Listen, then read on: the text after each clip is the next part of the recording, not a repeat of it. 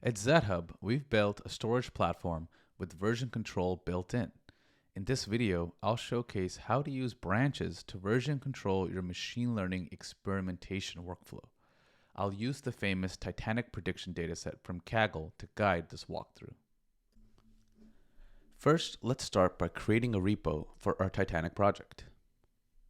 Then we'll run XetLS just to double check that the main branch is visible.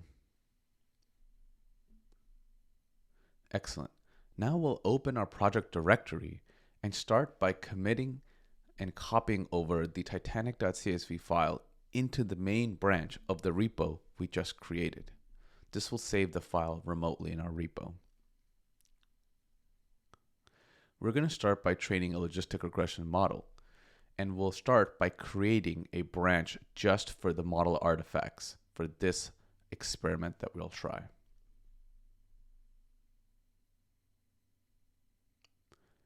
Excellent. Let's head over to Jupyter Notebook now. You can see we've brought in all the libraries and functions that we need. We've gone ahead and read in the titanic.csv file into a pandas data frame, and we've also started to assign some of the key variables. To train a model, we need to use the logistic regression class from scikit-learn. We then make the predictions on our test set, and we print out the classification report.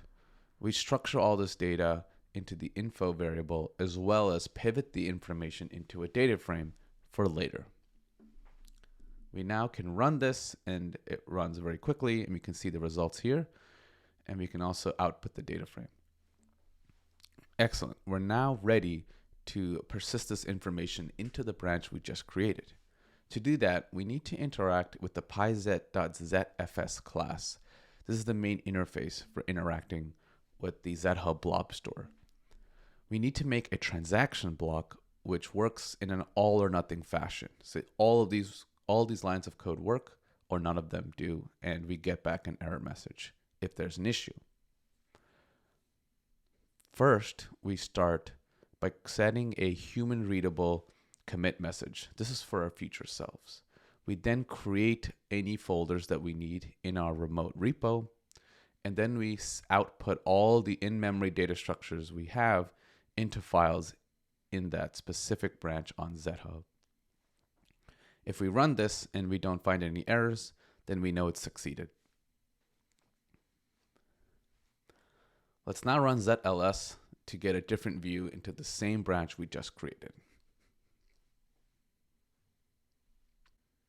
Next, let's make a branch for the second model, a random forest model.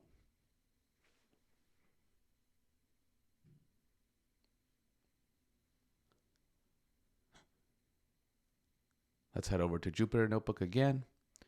And here we can, now you can see that we ran a random forest classifier model, and we used the rest of the code is exactly the same. Our branch was created. This is excellent. Now we're ready to actually start comparing between the branches. So we write a for loop that has both of the branch names here. We read in the CSV file we created from each of the branch using the branch variable as a placeholder from the for loop. And then we append the results into a single data frame. So we can now compare accuracy, precision, and recall across all of our branches. To experience this workflow for yourself, click the link in the video description to find the full blog post with step-by-step instructions. Thanks for watching, and we'll see you in the next video.